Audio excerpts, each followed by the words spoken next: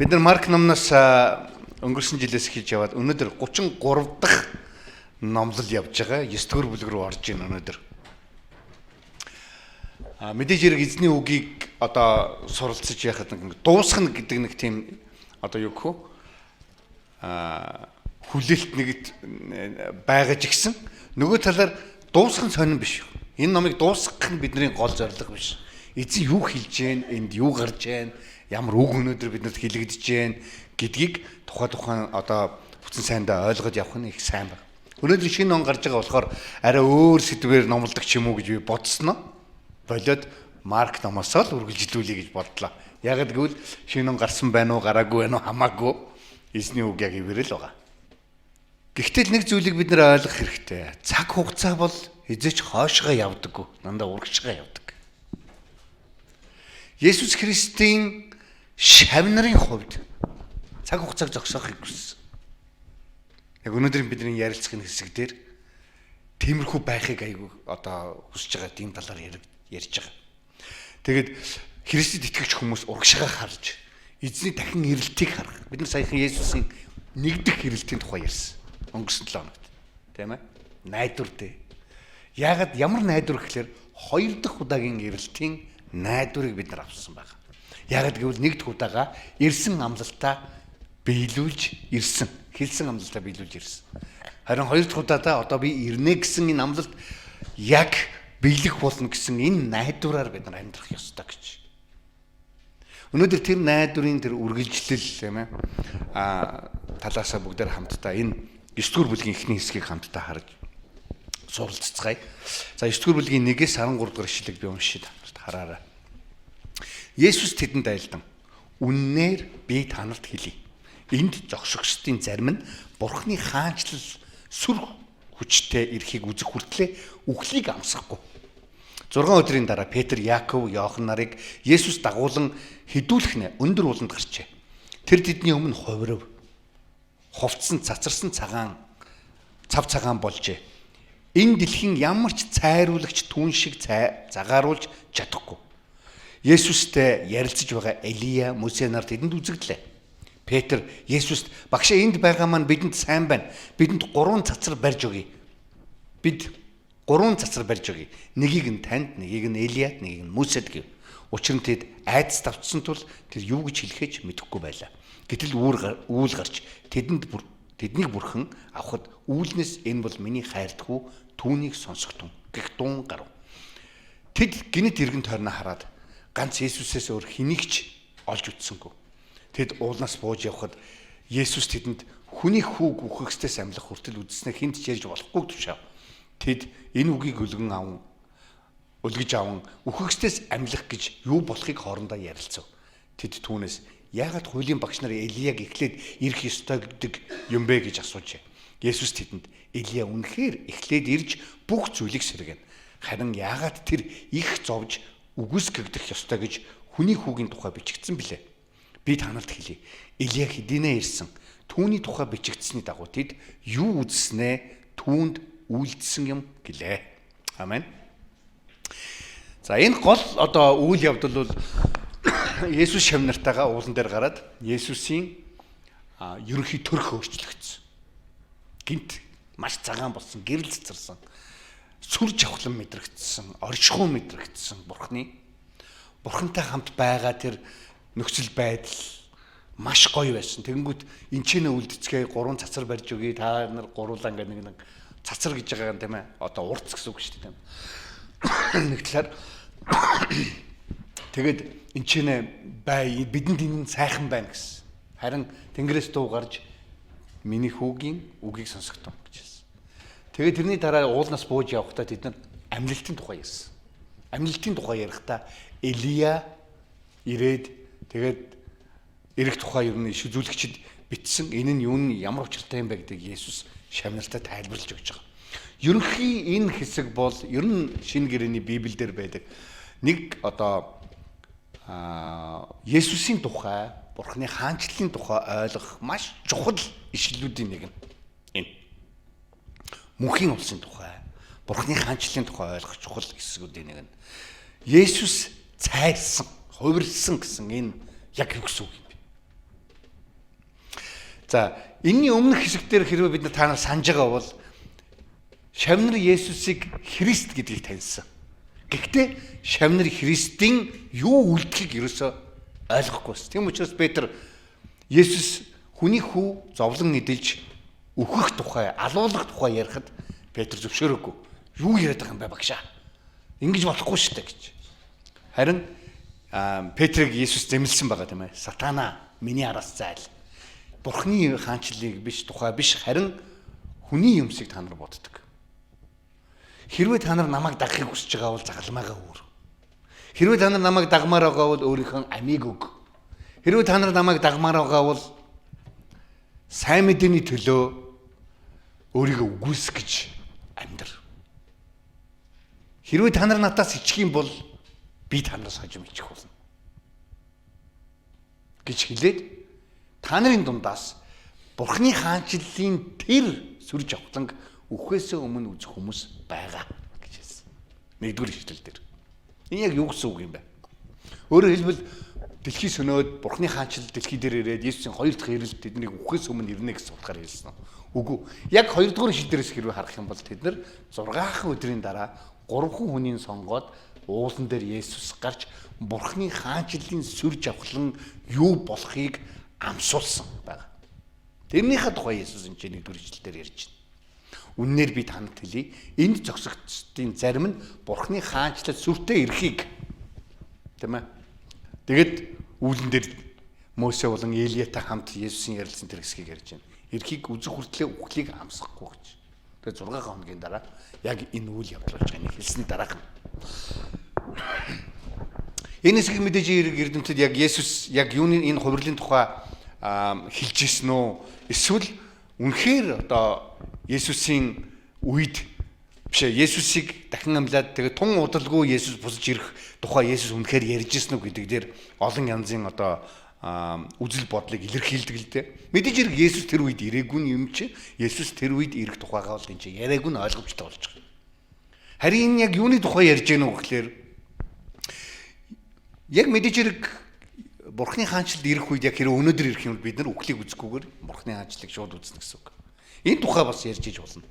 Гэхдээ хэрвээ бид нар яг Маркийн энэ асуудлыг ярихдаа ингэж хөндсөн энэ хам сэдв гэж ярьж байгаа юм л да. Энэ зүйлийн тухай ингээ харах юм бол яг Петр, Яков, Иохан нар үхэхээс өмнө Бурхны хаанчлалыг амсаж үзсэн тухай хэлхийн тулд Марк Есүс ингэж хэлж ирсэн тухай ярьсан баг гэж ерөнхийдөө ихэнх хүмүүс боддог. Библиэрээс хэрвээ бид нар харах юм бол юу штэ Есүс Бурхны сүр хүчийн тухай ингээд ярих юм бол дандаа гэрэл цацарсан тухай ярьдаг. Мосегийн нөгөө Синай уулан дээр нөгөө хуулийг авах тэр үед Мосе Бурхныг зөвхөн аргаасан гэх юм уу тийм ээ хараад түүний тэр сүр жавхлангаас болж түүнийг нүүр гэрэлтжсэн. Мосегийн дотроос гэрэлтэйг өөрөөс нь гэрэлтэйг харин зөвхөн галбагийн аваад гэрэлтжсэн. Тэгээд Бурхны ард түмэн одоо өмнө ирж ирэхдээ бас бүтээлгэр бүтээсэн тухай хэрвээ бид нар гитлэл номноос хэрэг унших юм бол энэ сүр жавхлангийн тухай болдог. Хэдхэн жилийн өмнө Есүсийн их Мария дээр Тэнгэр элч нар ирэхэд бас сүртэй юм болсон. Гэрэл цэцэрсэн. Хончид дээр Тэнгэр элч нар ирэхэд бас гэрэл цэцэрсэн. Энэ бол зөвхөн Бурхны хаанчлалын зөвхөн галбаан, зөвхөн жижигхэн туяан тэнцээ тусчихсан гэсэн үг. Яг энэ чинь уулан дээр Есүс Петр, Яков, Иохан нартай гарах нэг шалтгаан нь магадгүй өөрийнх нь хэлсэн тэр одоо тийм ээ үхээс өмнө Бурхны хаанчлалын сүр жавхланг та нарын зарим нь харна. Үзэн гэсэн энэ одоо хэлсэн ярианыхаа дагуу үйлдэж байгаа тийм одоо үйлдэл гэж ерөнхийдөө харагдаж байгаа. Гэхдээ яах гэж Есүс энэ ч хувирсан юм бэ гэдэг асуудал гарч байгаа. Ягд гэвэл Есүс мөнхийн улсын одоо удирдах зөвлөлийн хурал хийсэн тэнцээ. Уулан дээр Мосе болон Элия ирсэн. Яг Мосе Элия гэж. Ягаад бусад иш үзүүлэг Еремая ягаад байхгүй, Давид хаан ягаад байхгүй гэж. Хэрвээ бид нар хуучин гэрээс хэрвээ харах юм бол Мосе Бурхны хуулийг өгсөн гэдгээр Бурхны хуультай энэ тэнцүү дандаа яригддаг. Хуучин гэрээ гэдэг үгийг ерөөсөө тэр үеийн юдичуд хэрэгэлдэггүй байсан. Бид нар л одоо хэрэгжилж байгаа болохоос. Хуучин гэрээ гэдэг үг байгаагүй. Юу гэж хэлдэг вэ? Мөсө болон иш үзүүлэгчд гэж ярьдаг байсан. Хуучин гэрээний бичвэрүүдийг ярихдаа. Ягаад гэвэл Мөсө хуулийг Израилийн ард түмэнд өгсөн учраас Бурхны хуучин гэрээний хуулийн тэр хэсэгтээ Мөсөг энэ тэнцүү ярьдаг байсан. Одоо бид нар заримдаа номын зохиогчоор заримдаа ярьдаг шүү дээ, тийм ээ. Одоо тэр ном гэж хэлэхээсээ илүү Достоевский хэлэхтэй. Тэр номон дээр хэлэхтэй гэж ярихаасаа илүү Достоевский үзэл бодлоор бол гэдэг юм. Толстой хэлэхтэй. Тийм ээ. Эсвэл Плато хэлэхтэй. Тийм ээ. Сократын хэлснээр гэж ярьдаг. Тэрэн шиг хуучин гэрээний Бурхны хууль дандаа Мөсө гэдэг хүнээр яригддаг гэсэн. Шинэ гэрэн дээр хүртэл Иесус тэгж бас хэлсэн байна. Загтлыг бичгчд бас тиймэрхүү байдлаар хэлсэн байд. Тийм учраас Мөсө тэгэд Элия яагаад иш үзүүлэгчдийг төлөөлж байгаа. Бурхны иш үзүүлэгчдэр дамжин хэлсэн Бурхны амнаас гарсан тэр үгийг дамжуулсан хүмүүсийг Элия төлөөлдөг. Тийм ч учраас аюу олон хүмүүс хуучин гэрээний Малахи номын тийм ээ юуны дагуу иш үзүүлгийн дагуу Элия гэж Есүсийг олон хүмүүс андуурж ирсэн. Иш үзүүлэгч гэж. Яг тэгвэл Элия ирэх болно гэсэн үг байсан дандаа. Тийм учраас хуучин гэрээ буюу Тора Израильчууд юдэчүүд Бурхны үг гэж ярихдаа дандаа юу ярьдаг байсан гэхээр Мөсө болон Элия гэж л хэлдэг байсан. Элия биш, иш үзүүлэгчд гэж. Тэгэхээр Элия энэ ч иш үзүүлэгчдийг төлөөлөн хэлэгдэж байгаа. Ирж байгаа. Өөрөөр хэлбэл Есүс бол шинэ гэрээ. Тэр өөрөөгөө хэлсэн. Би бол шинэ дарс. Шинэ дарсыг хуучин толгомонд хийдэггүй. Өөрөөр хэлбэл хуучин гэрээнд дээрхээр ярьдаггүй. Харин шинэ толгомонд хийдэг. Хэрвээ хуучин гэрээний тэр толгомон дотор шинэ дарсыг хийх юм бол задвсарна. Яг л хуучин гэрээнээс илүү агуу зүйлийг Есүс авчирч байгаа. Тийм учраас Есүсийн энэ бүх зүйлийг хэлж тэмдэглэсэн шинэ гэрээг юу гэж хэлдэг вэ? Элч нарын суурин дээр гэж ярьдаг. Яг гэвэл Есүсийн хэлсэн үг болгоныг элч нар тэмдэглэж элч нараас гарсан, амнаас гарсан, бичгээс гарсан тэдгээр үгс зөвхөн яг одоо үнэн гэж одоо тооцогдож байгаа. Тийм учраас хуучин гэрээний Мөсө болон иш үзүүлэгчид шинэ гэрээний элч нар. Тэгээд Паул Эфест хотсон хотод бичсэн загталтаа хүртэл гэж хэлжсэн тийм ээ. Чуулган юм дээр тогтдог ба гэвэл иш үзүүлэгчид ба элч нарын суурин дээр тогтдог гэж хэлсэн. Хуучин гэрээ ба шинэ гэрээн дээр гэж. Тэгэхээр энэ ч Есүс болон одоо Элия, Мөсө нар уулзж байгаа тэр бол яг хаанчлалын сүр жавхлангийн зөвхөн нэг хэсэг гэл баг харуулж байгаа ийм үйл явдал энэ ч болж байна. Тэрийг харсан шавнар гинт цочирдсан, айсан гэхдээ их сайхан байсан. Сайн юм боллоо гэж тэд нар бодож ирсэн. Тэд нар юуны тухай ярьж ирсэн юм бол тэр хурал, тийм ээ? Тэнгэр хаанчлалын тэр одоо хэрвээ бид нар Лук номон дээрс хэрвээ харах юм бол Есүсийн ирж бай үхлийн тухай тэд нар ярьж ирсэн. Иерусалимд удахгүй очоод тэнд цовдлогдсон нас барах тухай Бурхны одоо төлөвлөгөөг тэнцээ ярилж. Нөгөө талаар хэрвээ бид нар Гецсеман цэцэрлэгт болсон үйл явдлыг хэрвээ санах юм бол удахгүй бид нар тухай ярих баг.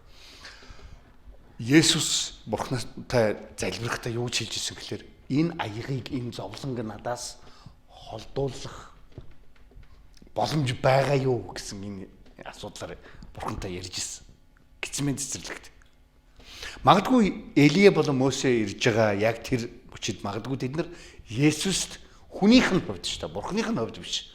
Хүнийх нь хувьд тэр үхлийг даван туулах Бурханы төлөвлөгөөг дахин магадгүй сануулсан баг.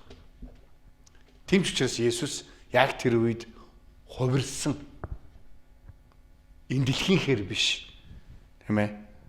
Тэр хаанчлалын сүр жавхлан тэнцээ харагдсан. Есүсийн инхүү хувирсан энэ үйл явдал Христэд итгэгч теологчдын хувьд маш сонирхолтой үйл явдал байдаг. Энийний тухай маш олон удаа ном бичиж, олон ном зохиолууд Есүсийн гэж хувирсан асуудлын талаар ярилцсан. Энэ нь Есүсийг Бурхан гэдгийг бүрмөсөн тодорхойлсон үйл явдлаа гэж. Яг тэгвэл тийм дэлхий дээр байхгүй сүр жавхлан хүний дотроос ерөөсөө гарах боломжгүй гэж.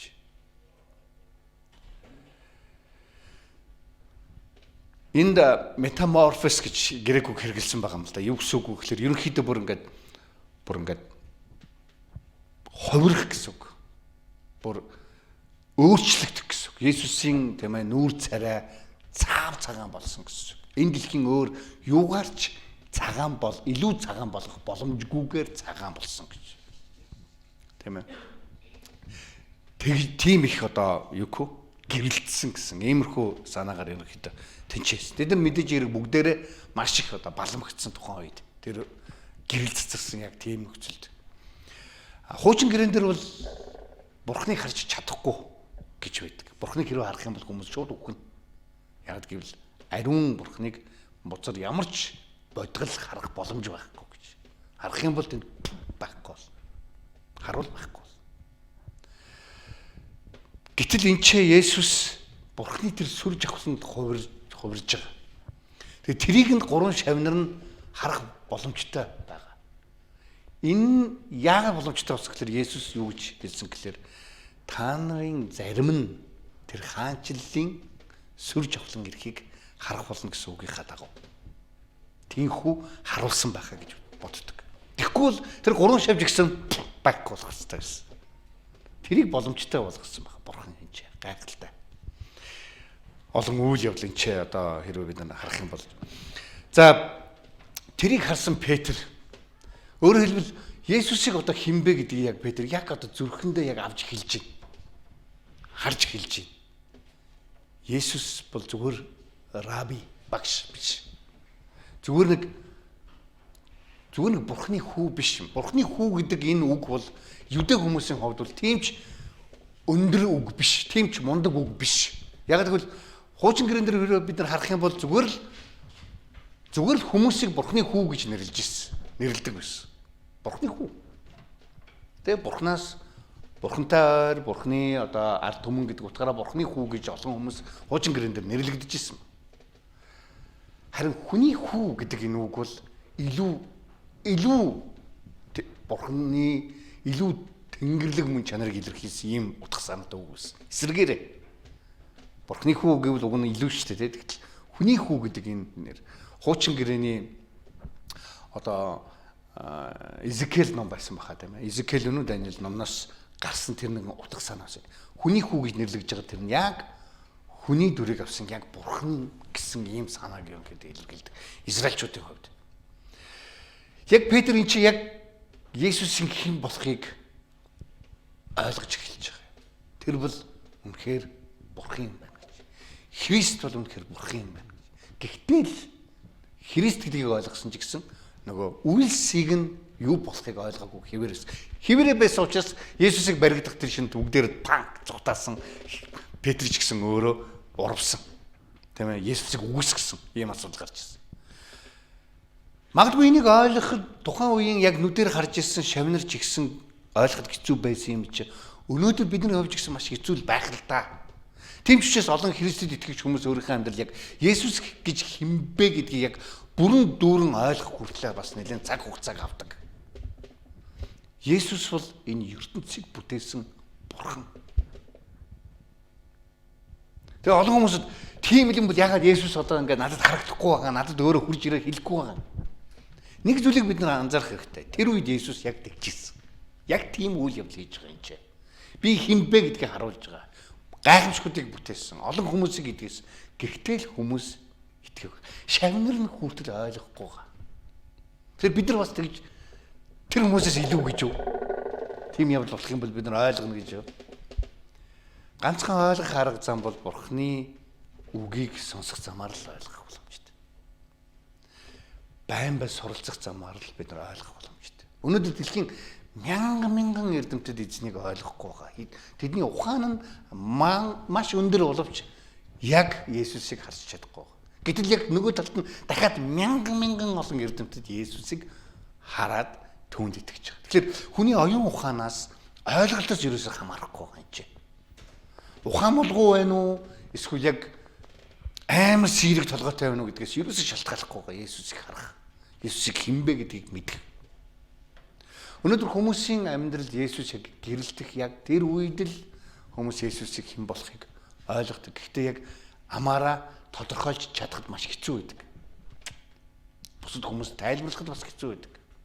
Билли Грэхэм гэдэг дэлхийн сая хүмүүс сайн мэдээ тунхагласан тэр пастор юу гэж хэлж ирсэн гэхээр би залуучуудын пасторын үйлчлэл хийж явж байхдаа нэг удаа яг тийм нэг үйл явдлын өмнө нэг юм семинарын өмнө конференцийн өмнө би өөрөө залбирж ирсэн.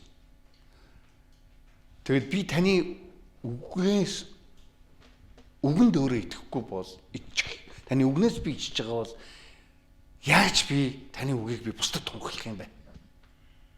Гэт тэр цагаас эхлээд одоо Билли Грэхэм өөрөө яг Бурхны хэн болохыг яг харсан гэж өөрөө яг гэрчилдэг. Өөрийнх нь гэрчлэл өөрийнх нь яриан донд байдаг. Тэгээд тэр цагаас хойш түүний яг номлолын үйлчлэл, ярьж байгаа үйлчлэл сая хүмүүст хүргэсэн тийм агуу үйлчлэл болж хувирсан тухай өөрөө гэрчлэл. Мэдээж хүн болгонд тэхгүй байх л та Бурхан хүн болгоныг тэхгүй байх. Гэтэл өөрийн гэсэн замаар бид нар Бурхныг яг харах, Есүс гэж хинбэ гэдгийг харах хүртэл магадгүй бид нарт тодорхой хэмжээний цаг хугацаа хэрэгтэй болох. Бид нар тийхүү бас бусдад гэрчлэх, ярих хэрэгтэй бол. Сайн мэдээг зүгээр л чи ойлгоорой гэж хэлчихлээр хүмүүс ойлгохгүй. Бид нар хүмүүст очиж ярих хэрэгтэй болдог. Заавал хүрэх хэрэгтэй болдог тэр хүмүүс. Тэр хүмүүстэй ярилцах хэрэгтэй болдог. Тийм ч учраас бид нар альфа хийдэг. Зүгээр нэг цуглаан дээрээ гэчүүл хүн итгэж болохгүй. Есүсийг хинбэ гэдгийг ойлгох хүртэл хүмүүс ярилцаж зүгээр оюун ухаанаасаа цаашаа дахиад нэвтэрж сэтгэл рүүгээ орж сэтгэлээсээ цаашаа сүнс рүүгээ орж иж Есүсийг харж байгаа. Тийм биз дээ.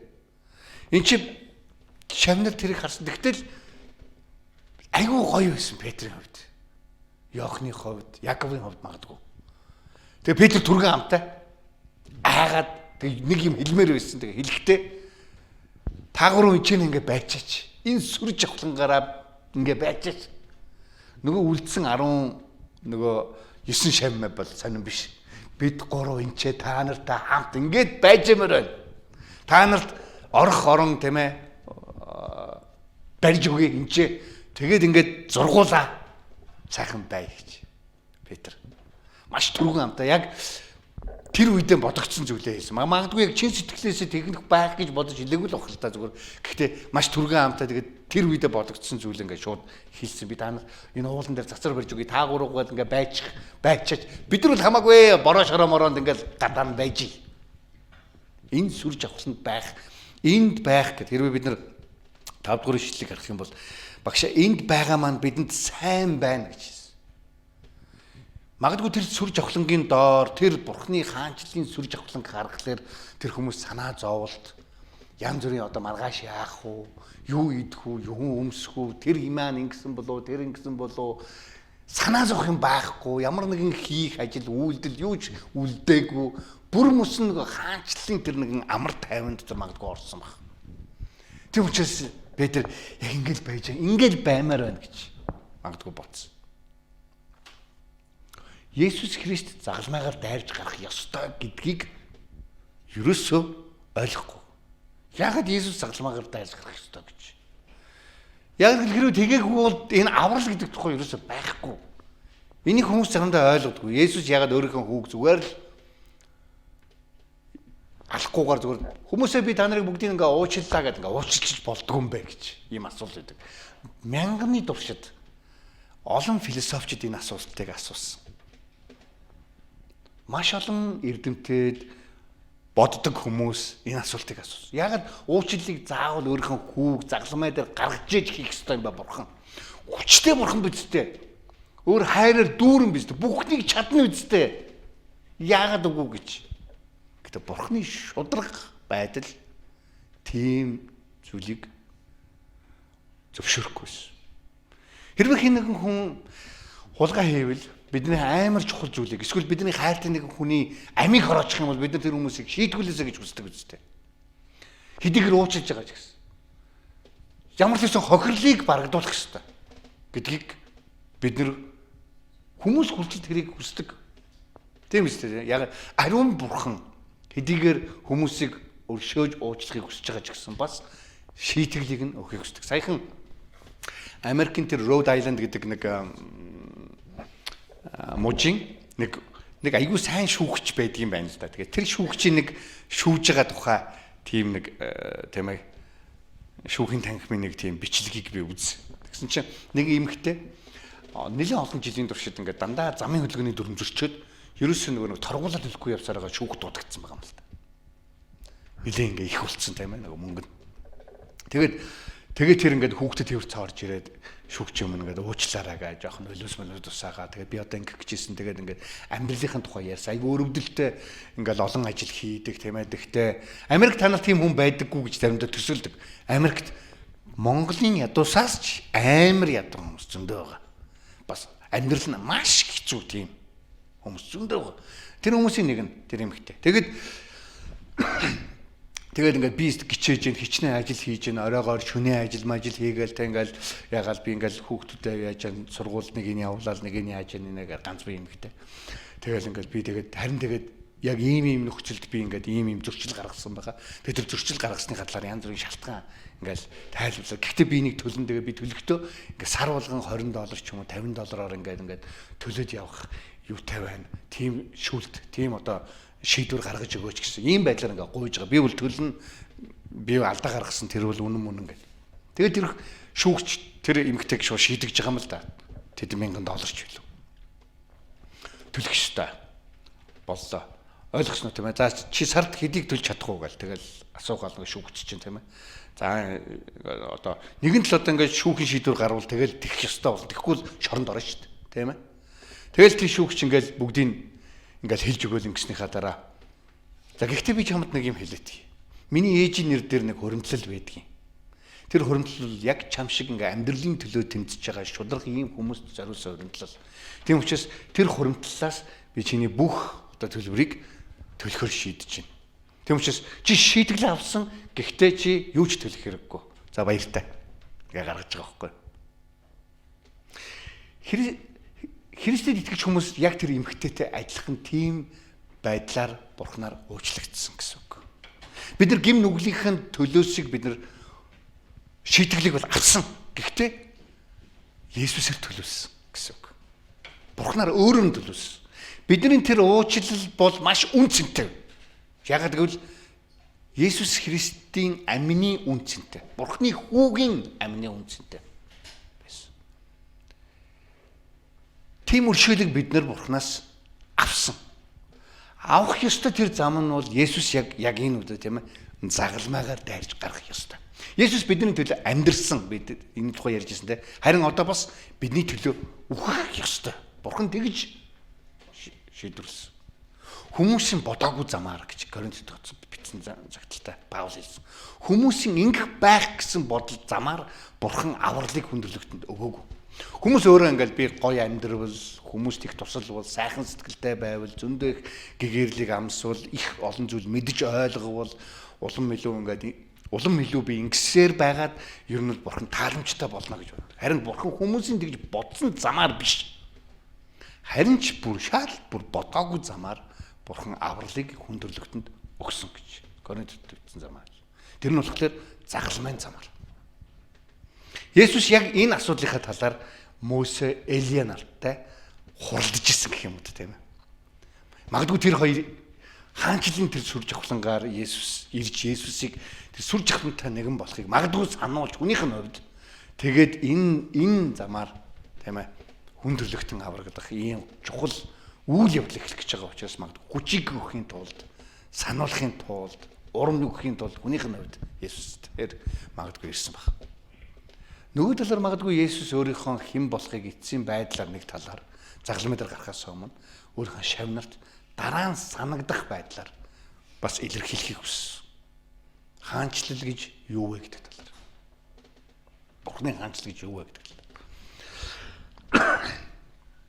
Тэм учраас энэ чинээс магадгүй шавнар хэрвээ бид нар одоо Есүс дахин амьлаад хүмүүстэйгээ уулзаад нөгөө Матай 28 тийм ээ та нар бүгд л хийгээр явж энэ хаанчлалыг тунхаглахтун гэж хэлсний дараа тэд нар маш их айгаад байжсэн. Ариун сүнс эренгүүт тэд нар гинтхэн хүчийг олсон.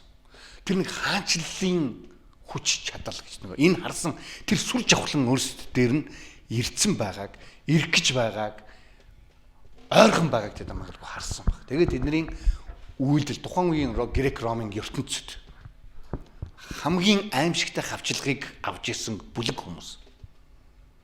Дэлхийн тийм ээ одоо тухайн үеийн дэлхийн одоо бүх газар Есүс Христийг тунхаглаж тэр байтугай тухайн үеийн одоо хүчрхэг улс төр болох хүчрхэг төр болох Ромын эзэнт хөрвнээр хүртэл бүлээн зөвшөөрөгдөх ийм хэмжээнд маш их одоо хүчтэй давлгаалсан итгэл үнэмшил.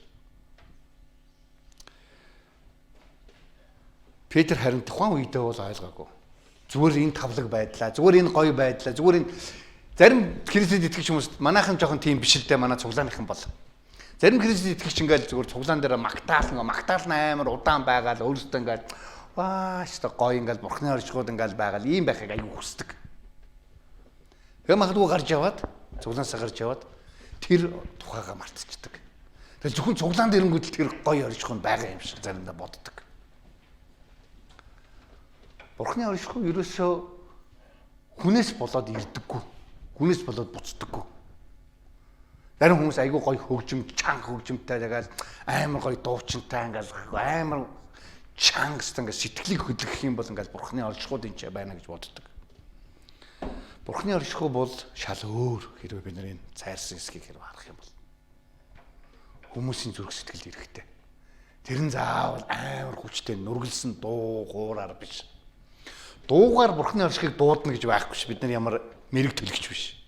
Бөө биш ямар. Дуугаар ингээл гоё дуулангууд бурхан гин бууж ирж мэрэл тэ. Тийм л ерөөсөө байхгүй. Өнөөдөр бид нар Есүс Христийн дахин амьлсны дараах үед хожимын өдөр амьдарч байна гэж яригдж байгаа. Ариун сүнс бид нартай үргэлж хамт байгаа. Ариун сүнс ингээл биднийг орхиж гүүж яваал бид нар муухай байх юм бол зүхтааж мухтаагаал тийм байдаггүй. Ариун сүнс үргэлж бид нартай хамт байж байгаа. Тэгвэл бид нар харин тэр оршихуй дотор амьдрах гэдгийг сурах хэрэгтэй болдог. Шавнарын хувьд яг тийм биш. Зүгээр тэнцэн ингээд уулан дээр байх биш. Харин энэ их сүр жавхлан хүчийг ойлгосон бол гарч яваад энэ дэлхий дээр алхаад эргэн тойрныхаа хүмүүст сайн мэдээг та нар тунхаглацгаа гэж Иесус хэлсэн. Тийм биш үү? Тэгээд тийм учраас Тэнгэрээс гэмтхэн дуу гарч тэднэрт юу гэж хэлсэн? Энэ бол миний хайртай хүү. Түүнийг сонсох тун гэж хэлсэн. Есүсийг сонсно гэсэн чи юу гэсэн үг? Яаж бид нар өнөөдөр тийм ээ тэр хаанчлалын сүр жавхлан дунд амьдрах вэ? Есүсийг сонсож л амьдрна. Өөр ямар ч дэлхийд мянган хоолойнууд дуу хуур гардаг. Бидний анхаарлыг татах. Тэндээс тийм юм л гэн ийм юм л гэн за эндээс бүр ингээл шинжлэх ухаан за эндээс ингээл магадгүй олон янзын шашнууд философийн үзэл бодлууд за тэгэл ингэсэн тэгсэн одоо орчин үеийн техник технологи нөгөө ухаалаг юу вэ artificial intelligence гэдэг чинь хиймэл оюун ухаан энэ төр гал Elon Musk янз янз юм яриад маш олон дуу бидний эргэн тойрон бидний чихийг гжигдчихэд харин энэ чи юу гэж хэлсэн гэхээр та нар үлэн дундаас хэлэхтэй бурхан түүнийг сонс гэж хэлсэн. Есүсийг сонс. Өөрийнх нь замаар бидхий бурханд үйлчлэх гэж оролд. Цацар баримж гэх шиг. Эндээ байж гэх шиг. Бурханы төлөвлөгөө тийм биш байвал яг таны амьдралд. Харин Есүсийн чиглүүлгийг сонсож амьдрал. Яаж сонсох вэ? Ингээл унтчихсан чинь гинтхэн чихэн дээр чинь ваа гэлтэх үү. Магадгүй. Тэгтээ тэгж яг эзэн дандаа ажилдггүй гэдгийг бид нар мэднэ. Юугаар дамжуулан сонсох ёстой? Бурхны үгээр, Бурхны үгийн номлолоос, Бурхны үгийг унших замаар, түүнд залбирах замаар бид нар Есүсээс сонсдог. Олон хүмүүс энэ эзэн надад ингэж хэлж яах гэдгийг мэдэж ойлгосныгоо хуваалцдгийг бид нар ерөөс зөндөө сонссон. Бид нар өөрсдөө тэгж тийм одоо тийм ээ туршлага гэх юм уу тийм одоо үзэгдлийг гэх юм уу амсаж үзсэн. Эзэн намайг чиглүүлж байна. Эзэн надад ингэж хийж байна. Энэгээр дамжуулан эзэн надад ийм тэмдгийг харууллаа гэж бид нар ярьдаг. Бид нар Есүсийг сонсъё. Петр ингэж тэгчээгээд илүү амлсан те. Тэгэнгүүт амаа тат гэж байгаа байхгүй бурхан. Зүгээр сонс. Түүнийг сонс. Миний хайртай хүүг сонс. Есүсийг сонс. Тэгэх юм бол яг энэ саяхан харсан шиг энэ их хаанчлалын сүр жавхлан донд чи амьдрна. Өөрийнхөө амьдралыг байтугай хаанчлалыг бити авч явах гэж оролд. Хаанчлалд үйлчлэх гэж бити оролд. Эзнийг сонс, зөвхөн эзэнтэй ойрхон бай, эзэнтэй хамт бай гэсэн үг. Өнөөдрийн олон одоо тийм ээ цуглааны удирдлагч заримдаа өөрсдөө эзэнтэй ойрхон байхгүй. Тэгэд хаанчлалын үйлчлэлийг хийхийг хүсдэг. Зөвхөн өөрийнхөө ухаанаар, зөвхөн өөрийнхөө чадвараар. Бидний оюун ухаан чадвар тодорхой замыг л туулж чадна. Тийм учраас маш олон дэлхий дээр олон бурханд үйлчилж байгаа, чуулганд үйлчилж байгаа хүмүүсийн маш олон нь замын дундаас болдог. Чаддаггүй. Хүрдэггүй. Ягаад гэвэл эзний үгийг сонсож өөрсдөө амьдрахгүй байгаа хүмүүс яаж бурхны ард түмнийг сонсож амьдруулах вэ? Энэ бол маш хэцүү. Тийм учраас шантарч байгаа хүмүүс. Петрийн хувьд тийм үйл явдал тохиолдсон, тийм ээ? Есүсээс урвсан, зүхтаасан. Тэгээд ариун сүнс ирэх хүртэл ямар ч зориггүй байсан. Есүсийг дээш одоход хүртэл тийм чи юу ч ойлголт тэр хүмүүс бас ороогүй. Сонирхолтой. Харин ариун сүнс буюу бурхан өөрөө хүмүүстээр ирэхэд өөрөөс нь тэр хүчийг, өөрөөс нь тэр зоригийг, бурханаас өөрөөс нь тэр үгийг, өөрөөс нь тэр чиглүүлгийг авсны дараа Петр амар зоригтой болсон. Олонний дунд гарч ирээд амар удаан номлосон. Та нар Үлс номон дээр хэрэг харах юм бол тийм хоёр дургуулаг дээр. Яг үнтэй адилхан. Христэд итгэж хүмүүсийн амьдралын одоо хүч Христтэй хамт урагшлах тэр амьдрал өнөөхөр ингэж зогсоод иж болохгүй. Тийм ээ нэг эрдэмтэн бас Библийн эрдэмтэн тэгж хэлсэн байгаа шүү дээ. Хэрвээ алим ногооноороо байвал хөгжих, улаан болох орон зай тэнцээ байгаа цаг хугацаа. Хэрвээ улаан болчих юм бол ялзрахаас өөр юм байхгүй гэж. Өнөөдөр бид нар бурхны өмнө өдөр болгон ногооноороо ирэх ёстой гэсэн үг. Эзэн та надад юу гэж хэлж байна? Эзэн та тийм ээ яаж амьдрахыг бид харуулаач, үзүүлээч, мэдүүлээч.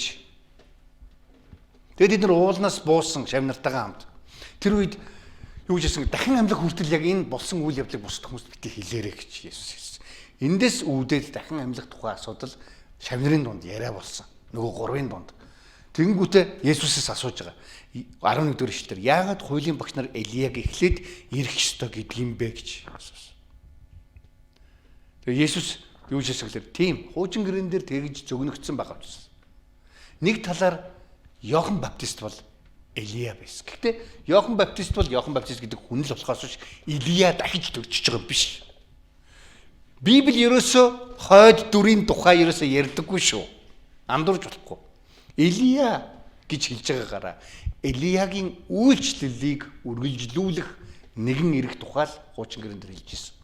Яг Элия буцаж ирнэ гэсэн үг биш. Тэр чинь үхээд тэгэл болоо. Хоёр удаа амьдардаг тухай Библиэлд ерөөсөө байхгүй. Өөр шашнуудад бол мэдээж тэр тухай ярьдаг. Ингээл үргэлж тойроод амьдраад байдаг. Гэтэ тэр амьдралынхаа тухай ерөөсөө сайн мэддэггүй. Тэгээд харин энэ чи юу гэсэн Иохан Баптист бол яг Элия шиг тийм ээ. Элия бол ирсэн хэдийнэ ирсэн. Түүний тухай бичигдсэний дагуу тэд юу хүсснээ түүнд үйлцэн. Өөрөөр хэлбэл Элияг буюу Иохан Баптистыг алсан. Хэрэг таансан шүү дээ тийм ээ толгойг завчиж. Энийн тухай Иесус хэлж байгаа. Тэгээд дахин амьлын тухай ерөөсө дахиж ярихгүйгээр зүгээр л Элиягийн тухай бид нар яриад тэгэд яг энэ хэсэг ингээд дуусчих. Яагаад Элиягийн тухай ярих болсон бэ? иш үзүүлэгчээр дамжуулан хэлсэн, ялангуяа Малахи дээр хэлсэн Элиягийн тэр иш үзүүлэг биелсэн бол бас Есүсийн тухай ярьсан Имануэлийн тухай биелэл биш одоо юу лээ? Иш үзүүлэг бас биелсэн гэсэн үг. Тэгээ Есүс өөрийнхөө одоо хийх урагшлах тэр одоо юугүй замын талаар одоо шавнартай ойлгомжтой болгож өгсөн. Тэр ирэх Илея бол ирээд явсан. Харин Элиягийн дараа хэн ирнэ гэсэн бэлээ гэдэг энэ асуултаар ерөнхийдөө баг энэ ч Есүс асуулт үлдээгээд шавнартай үлдээж байгаа. Илиягаас агуу нэгэн, Мөсегөөс агуу нэгэн. Элия Мөсе хоёр хүртэл Есүс тэр ирж үйлчилж байгаа. Тэр нэгэн одоо үйл явдлыг шавнар бүр дараа Есүсийг амилсны дараа дахин санах хэрэгтэй болсон. Есүс гэж хэн бэ? Тэгэхээр Христэд итгэн Есүсийг дагна гэдэг бол Есүс гэж хэн бэ гэдгийг таньж мэднэ гэсэн үг. Тэгээд түүнийг сонсож амьдрна гэсэн үг. Түүний дахин ирэлтийн өмнө ямар нэгэн хүн ирэх үү одоо? Ирэхгүй. Есүс өөрөө л ирнэ. Ямар нэгэн Йосеф Смит ч гэдэг юм уу? Мормоны тэ? Яхогийн гэрчүүдийн нөгөө хинч үлээ ч гэдэг юм уу? Эсвэл мөн ч гэдэг юм уу? Тийм ээ. Эсвэл ээж эмэгтэй нэг бурхан ч гэдэг юм уу ирнэ гэж ерөөсөө байхгүй. Есүсийн амласан дэрэн дээр би буцаж очиод та нарт орон гэрийг одоо юу лээ? Орон гэрийг бэлтэн. Би буцаж ирнэ. Харин түүний өмнөөс өмнө нэг зүйлийг явуулна. Туслагчийг илгээн. Тэр бол ариун сүнс. Бурхан өөрөө би та нартай хамт байна. Өөрөө би та нарыг чиглүүлнэ. Өөрөө би та нарт тэр үгийг сануулна. Би өөрөө та нарт тэр үгийг заана. Тэгээд та нар гажихгүйгээр, замаасаа хазаахгүйгээр, дундаас нь байхгүй болохгүйгээр эцсийг хүртэл над руу ирэх болно гэж. Амен. За тэгээ бүгд хамтдаа залбирцгаая юм дээр. Тэнгэрлэг бурхан их эзэн минь танд баярлалаа. Та бид нарт өөрийнхөө үгээр дамжуулан өөрийнхөө үннийг, үгийг биднэрт үлдээсэн учраас танд баярлалаа. Тэгээд их эзэн минь өнөөдөр энэ үгээр дамжуулан бидний зүрх сэтгэлд өгсөн, ойлгуулсан зүйлээ бидний амьдралд хэрэгжихэд та туслаарай эзэн. Есүс таны нэрээр хүндлэрлээ. Амен.